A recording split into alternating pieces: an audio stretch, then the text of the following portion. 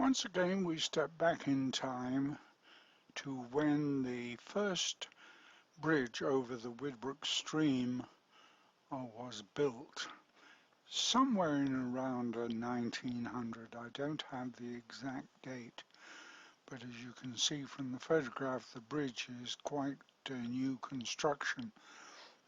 And of course the roadway was not tar macadam or anything like that.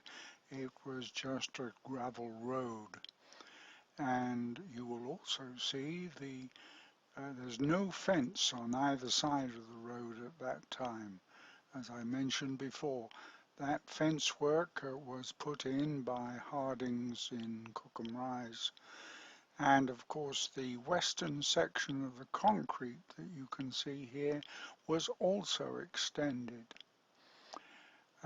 The cattle gathering in the stream were not just here to drink or anything like that, but it quite possibly was warble fly time.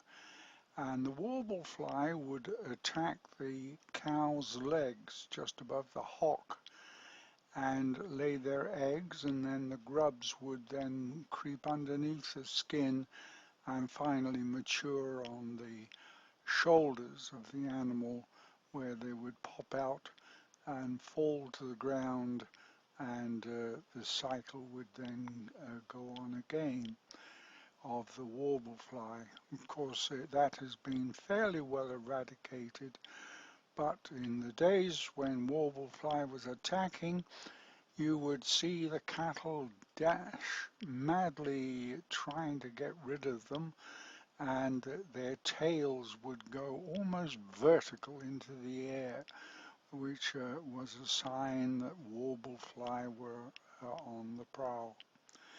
You also will see that there's a gentleman on a bicycle looking over the bridge with a typical summer hat of those days, a straw hat, and it was sort of part and parcel of the summer dress.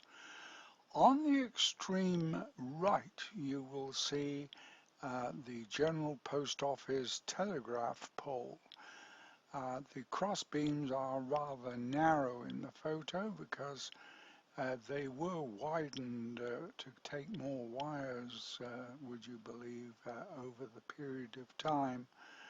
And they finally, after a heavy snowstorm in 1937, which brought the poles and everything to the ground, the GPO finally put the telegraph wires underground on a cable. So that is it. And as I say, as you can see from the photo, this is the first Widbrook Bridge. Then Hardings extended the one on this side when they fenced on either side of the road, and that dividing Widbrook Common into Widbrook West and Widbrook East.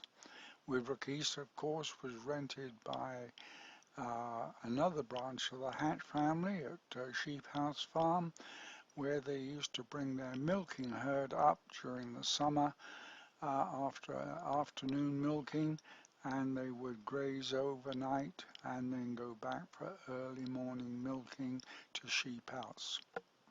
So that is another phase of Widbrook.